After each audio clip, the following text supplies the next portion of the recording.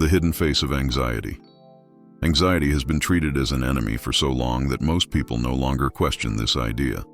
It is the label we give to an inner storm, a storm that feels chaotic, threatening, uncontrollable. Yet what if the storm was not a punishment, but a teacher? What if the rapid heartbeat, the shallow breath, the racing thoughts were not random malfunctions, but coded messages waiting to be understood? When we rush to silence anxiety with distraction, suppression, or judgment, we kill the messenger before hearing the message. We bury the wisdom that was contained inside the discomfort, and so the cycle repeats itself. The hidden face of anxiety is that it is not an invader from the outside, but a creation of the inside. It is your life force misdirected, a signal that your consciousness has drifted away from alignment with its natural state. Neuroscience tells us that anxiety is the brain's survival mechanism working overtime. Deep within the brain sits the amygdala, the small almond-shaped structure that acts like a guardian of your safety. Its job is to scan the environment for danger and to trigger the release of chemicals like cortisol and adrenaline so you can fight, flee, or freeze when necessary. In ancient times, this mechanism saved our ancestors from predators and disasters. In today's world, the same mechanism responds to things that are not life-threatening at all: an unpaid bill, an unresolved relationship, an uncertain future. Your biology cannot distinguish between a tiger chasing you and a thought of failure repeating in your mind. The body reacts as though danger is present, even when no physical threat exists. The problem is not that your brain is broken, but that it is applying an ancient mechanism to a modern context. Anxiety is the brain's alarm bell ringing when the fire is only in your imagination. Now consider the perspective of Bashar, who frames anxiety in an entirely different way. He says anxiety and excitement are the same frequency of energy, experienced through different filters of belief. Imagine the electricity that surges in your chest when something unknown is approaching. If your mind labels it as danger, you call it anxiety. If your mind labels it as opportunity, you call it excitement. But the raw sensation is identical. It is the same vibration, one interpreted as a threat, the other as a gift. This insight changes everything. It means that the power is not in the sensation itself, but in the meaning you attach to it. The trembling hands, the butterflies in the stomach, the racing thoughts, they do not carry fixed definitions. They are neutral currents of energy awaiting your interpretation. By shifting belief, you shift experience. What once paralyzed you can become the fuel that propels you forward. The Bible speaks to this truth in a language that is timeless. Philippians 4:6 says, "Be anxious for nothing, but in everything by prayer and supplication. With thanksgiving, let your requests be made known to God." For many, these words have sounded like an impossible demand, almost cruel in their simplicity. How can one simply stop being anxious when the body and mind are flooded with fear? But the hidden wisdom of this passage is not in suppression, but in transformation. To be anxious for nothing is not an instruction to deny your humanity, but an invitation to redirect the energy of worry into the posture of faith. It is a guide to take the restless current of the mind and channel it upward into prayer, into gratitude, into conscious surrender. This is not about pretending the storm does not exist. It is about learning to sail through it with a different compass. Think about what happens inside your body during anxiety. The same surge of energy that keeps you awake at night, the same chemical flood that makes you restless and uneasy, is in fact the very life force that could be used to create, to dream, to act, if it were only aligned differently. Energy cannot be destroyed, it can only be directed. Anxiety is that energy caught in a loop of fear, bouncing between negative beliefs and survival instincts. Peace comes not by killing the energy, but by re-educating it. This is why anxiety so often shows up in moments where you are about to step into growth, change, or transformation. The energy is not wrong. It is simply asking to be used at a higher level. The hidden face of anxiety, then, is revelation. It shows you where you have been worshiping fear instead of trust, where you have been rehearsing disaster instead of rehearsing faith, where you have been living in the imagination of loss instead of the imagination of life. Anxiety is not proof of weakness. It is proof that your consciousness is powerful enough to create a visceral reality from thought alone. If thoughts of fear can make your heart race, what could thoughts of faith do? If imagined failure can keep you awake all night, what could imagined peace manifest? Anxiety reveals the creative potential of the mind, a potential that has been turned against itself. To see it this way is to take the first step in reclaiming mastery over your own state. So the next time anxiety rises, pause before calling it an enemy. Ask what message is hidden within it. Notice the energy without judgment. Feel how close the sensation is to excitement. Remember that the Bible's call to be anxious for nothing is not condemnation but invitation. And realize that the storm inside you is not chaos without meaning but life itself, waiting for direction. The hidden face of anxiety is not destruction. It is the doorway to a greater version of you. Consciousness creates states. What if anxiety was not something you were but only something you were visiting? This is the radical shift that consciousness teaches us. States of being are not prisons. They are rooms in the infinite mansion of the mind. You may be standing in the room of anxiety now, but the door is unlocked. The walls are made of thought, and thought is malleable. The problem is that most people forget they are the architect of the house and begin to identify with one single room as if no others existed. Anxiety feels permanent only when you forget the truth that every state is temporary and every state can be shifted. Neuroscience confirms this. The brain is not static but plastic.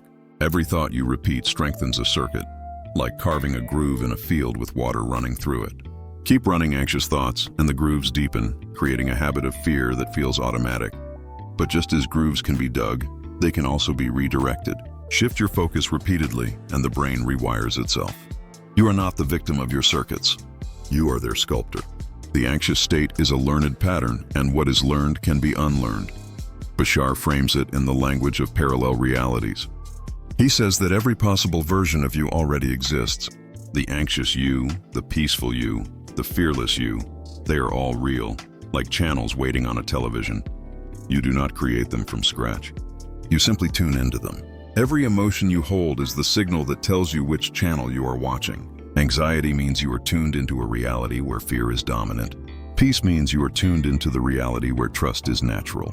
The switch is not effortful creation but alignment. Just as you do not force a television to generate the broadcast but simply select the right frequency, you do not need to manufacture peace from nothing.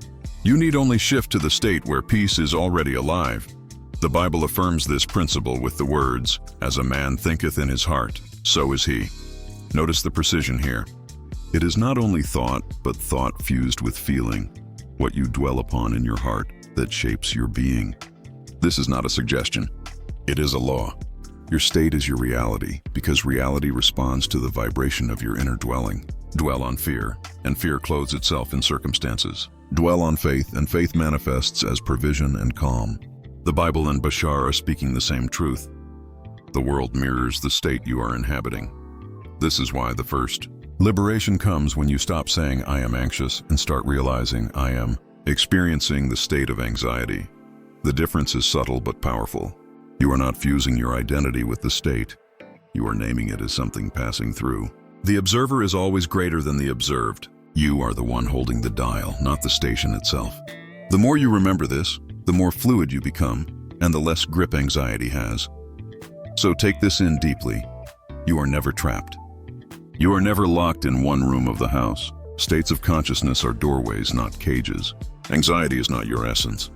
It is only a reflection of where your attention has rested, and attention can always be shifted. Once you claim this, you reclaim the authorship of your inner world, the biology of fear versus the biology of faith. Let us descend from the mind into the body, because it is the body that convinces us anxiety is real. The pounding heart, the racing breath, the tension in the muscles, all of it feels undeniable. But even here, there is a hidden truth. The body is not betraying you.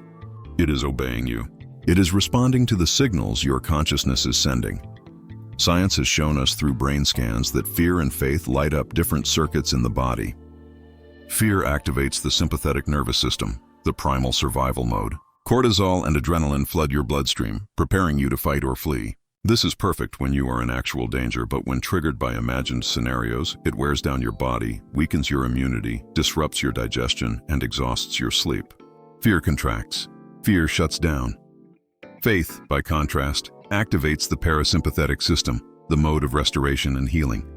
When you rest in trust, your breath slows, your heart finds rhythm, your immune system strengthens, your body begins to repair itself.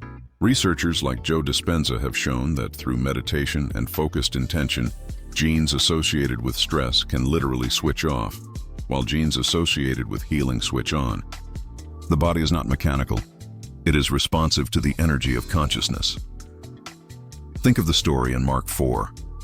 The disciples are panicking as the storm rages around them. Their biology is in full fight or flight, flooded with fear. And then Jesus rises and says, "Peace, be still." The sea calms, but the deeper lesson is that the storm was not only outside, it was inside. The waves crashing in the mind are what create the waves on the sea. The command to peace is not just to water, but to the biology of the anxious heart. Both fear and faith are available to you. Both trigger chemical cascades. Both alter your very cells. One contracts, one expands. One drains, one restores. You are the chooser. And once you know that your biology listens to the language of your thoughts, you realize that anxiety is not fate, it is feedback. Bashar's formula for shifting vibration. Anxiety often makes us feel powerless, but Bashar offers a formula that restores our agency. He teaches that the way out of anxiety is not to fight it, but to redirect the energy. His formula has 4 parts, and while they sound simple, they strike at the roots of the anxious mind. First, act on your highest excitement. Anxiety freezes you, locks you into inaction, but excitement is its twin energy. If you identify even the smallest step that sparks joy or curiosity and act on it, the vibration shifts. It could be as simple as moving your body, writing a sentence, calling a friend. The act is not the point. The vibration is. Second, act without insisting on outcome. Anxiety feeds on the obsession with control. It wants to know every detail, every result, every consequence. The more you cling to certainty, the more the energy of fear grows. Bashar teaches that you must release insistence. Do what excites you, but release the demand for results. This breaks the loop of obsession. Third, remain in integrity. Anxiety multiplies when you betray yourself, when you say yes while meaning no, when you live in contradiction to your values. Integrity realigns you. To live in truth reduces inner conflict, and with conflict reduced, peace rises naturally. Fourth, trust the process. This is the hardest for the anxious mind, but it is the key. Anxiety is fixation on the unknown. Faith is surrender to it. Trusting the process means allowing life to unfold without strangling it with fear. The irony is that the moment you let go, energy flows. This formula reframes anxiety as raw energy, not poison. The anxious fire is the same fire that lights your creativity, your courage, your passion. It is not to be extinguished, but redirected. And once you begin to practice this, you feel how quickly vibration shifts. Biblical consciousness. Anxiety as misplaced worship. This may sound surprising, but anxiety is a form of worship. Worship is not merely ritual. It is whatever you give your attention and devotion to. When your mind continually circles around fear, you are bowing before the altar of worry. Your thoughts, your emotions, your imagination, all become sacrifices offered to what you dread. The Bible invites a different posture. In 1 Peter 5:7 we read, "Cast all your anxiety on him because he cares for you."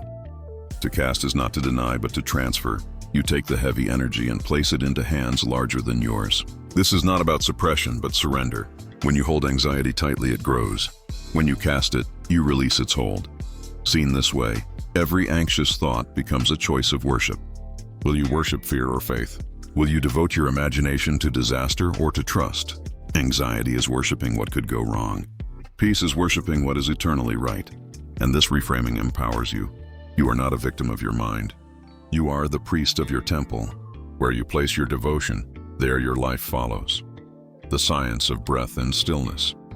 If anxiety has a voice, it speaks in speed. It rushes the heart, quickens the breath, floods the mind with racing thoughts. It convinces you that you must act immediately, solve instantly, escape urgently. But the paradox is that the more you run with anxiety's speed, the more it controls you. To reclaim power, you must do the opposite. You must slow down. Breath is the hidden doorway to stillness, and stillness is the realm where peace is remembered.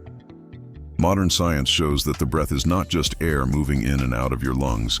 It is the steering wheel of your nervous system. Slow, deep breaths activate the vagus nerve, the great regulator of calm, lowering heart rate, reducing cortisol, and signaling safety to the brain. 3 conscious breaths can shift you from panic to presence. Not because the external world changed, but because your internal chemistry did. Your body listens to your breath as if it were language. Anxious breath says, "We are in danger." Peaceful breath says, "We are safe now." Bashar affirms that the breath anchors you to the only reality that ever exists, the present moment. Anxiety lives in imagination about the future, rehearsing what might go wrong, but the breath is always now. Each inhale and exhale is proof that the only thing truly real is this moment. When you return to breath, you return to presence, and in presence. Anxiety has no ground to stand on. The Bible carries this wisdom in poetic command. Be still, and know that I am God, Psalm 46:10. Stillness is not passive. It is the most active surrender there is. It is choosing to stop wrestling with what you cannot control, and remembering that peace is not manufactured by effort, but received in silence. The verse is not a suggestion. It is an instruction to lay down the weapons of worry and allow the presence of God to be the anchor of your heart. Imagine this practice. In a moment of anxiety, you pause and close your eyes. You take one slow breath in, feeling your chest rise. You exhale slowly, feeling the shoulders drop. You take a second and then a third. With each breath you repeat inwardly, I am safe, I am present, I am held. Already chemistry shifts. Already the storm weakens. Already peace enters, not because the external world obeyed your demands, but because your inner temple has remembered its order. Stillness does not eliminate storms. It transforms the way you stand in them. The mind screams for escape, but the breath teaches you to endure. And in endurance, you discover that the storm was never as solid as it seemed. It was only the shadow of your racing thoughts. The more you practice stillness, the more the shadow dissolves, and what remains is peace, deep and unshaken. Anxiety as a parallel reality. Gateway now, let us look at anxiety through a lens most people have never considered. Bashar teaches that every emotion is a signal pointing to a parallel reality. Imagine that your life is not a single line, but an infinite field of possibilities, each one existing simultaneously. When you feel joy, you are resonating with a version of you already living joy. When you feel fear, you are resonating with a version of you where fear dominates. Anxiety then is not a dead end, but a gateway. It means you are standing in between worlds, vibrating at the edge of transition. This is why anxiety so often appears during times of change, new jobs, new relationships, new risks. The energy you feel is the signal of two realities pulling at you. One of safety in the old, one of potential in the new. Anxiety is the body's way of saying, you are crossing thresholds. What you call dread might actually be the vibration of destiny trying to pull you forward. The Bible offers a parallel image in the story of Israel wandering in the desert. They were no longer slaves in Egypt, but not yet inhabitants of the Promised Land. They were between worlds, and in that in-between, anxiety was constant. Fear of the unknown, longing for the familiar, panic about provision. All of it lived in that desert. Yet the desert was not punishment, it was transition. Anxiety is the desert of the soul, proof that you are no longer where you were, but not yet where you are going. Understanding this changes the meaning of anxiety. It is not a sign of weakness, but of movement. The very fact that you feel it means you are shifting realities. The choice is whether to use it as a signal to collapse back into the old, or as a signal to step into the new. When you embrace it as a gateway, you stop seeing it as an enemy and begin to use it as a compass. So next time anxiety rises, pause and say, this means I am in between. Let that awareness remind you that a higher reality is calling. The discomfort is not proof of failure, but of crossing. And when you step through with faith, the desert becomes a doorway, and the gateway becomes peace. Stories of transformation. Theory alone cannot shift us. Stories make it flesh. Let us consider how anxiety has been transformed in real lives. Neuroscientists have studied patients suffering from chronic anxiety and placed them in programs of neurofeedback, teaching them to observe their brainwaves and retrain their responses. Within weeks, many saw dramatic reductions in symptoms, not because the world outside changed, but because they learned to reinterpret the signals inside. Bashar has often shared accounts of people who discovered that the very energy of their panic was the clue to their excitement. One person, terrified before public speaking, realized that the same energy fueling their dread was the energy of passion waiting to be expressed. By shifting the meaning, their anxiety became vitality, and their stage presence blossomed. The current was never wrong. The interpretation was. The Bible, too, is filled with stories of anxious hearts. David, hiding in caves from Saul, writing psalms of despair and yet also psalms of peace, proves that anxiety does not disqualify faith but invites it. Elijah, trembling under a tree, wishing for death, was not abandoned. He was fed, restored, and told that God's voice was not in the earthquake, not in the fire, but in the gentle whisper. These stories are not ancient relics. They are mirrors of our own lives. They show us that anxiety is universal and transformation is possible. The message is clear. Anxiety is not the end of the story. It is a chapter, not the book. Those who face it and reinterpret it discover strength they never imagined, and the same possibility waits for you. The 3 pillars of peace. When we begin to understand anxiety not as a permanent condition, but as misdirected energy, the question arises, what foundation can truly hold peace? Across science, spirituality, and scripture, 3 principles keep appearing, like the hidden pillars of the temple that carries inner calm. They are attention, intention, and surrender. Without them, peace collapses. With them, peace becomes unshakable. Attention is the first pillar. Wherever your attention rests, your energy flows and your reality grows. Neuroscience shows that what you repeatedly attend to strengthens the circuits in your brain. Anxiety thrives when your attention is trapped on imagined threats. The more you focus on fear, the more your body believes it is real. But when you redirect attention toward gratitude, hope, or faith, the brain begins to carve new grooves. Your biology changes because attention is not passive, it is creative. Bashar echoes this, teaching that attention is the selector of realities. What you look at becomes the universe you step into, and the Bible affirms the same. Fix your eyes not on what is seen but on what is unseen. 2 Corinthians 4:18. Attention is the first key because it decides which seed you water. Intention is the second pillar. Intention is the meaning you assign to the energy you feel. 2 people can feel the same pounding heart, the same racing thoughts. One calls it panic, the other calls it anticipation. The difference is intention. Bashar says that belief filters vibration, turning excitement into anxiety or joy.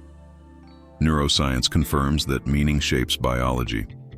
When soldiers interpret their racing heart before battle as readiness instead of fear, performance improves. Intention transforms chemistry, and the Bible reminds us that, as he thinketh in his heart, so is he. Proverbs 23:7. What you intend in the secret place of your heart determines the reality you walk into. Surrender is the third pillar, and perhaps the hardest. Surrender means releasing the illusion of control. Anxiety feeds on the lie that you must know how everything will unfold. It convinces you that safety is in control, when in truth, safety is in trust. Science shows that stress diminishes when we release the need for constant certainty. Bashar says surrender allows the higher order of life to organize the details that your limited mind cannot grasp. The Bible reveals the same in the words of Jesus. Not my will, but yours be done. Surrender is not weakness.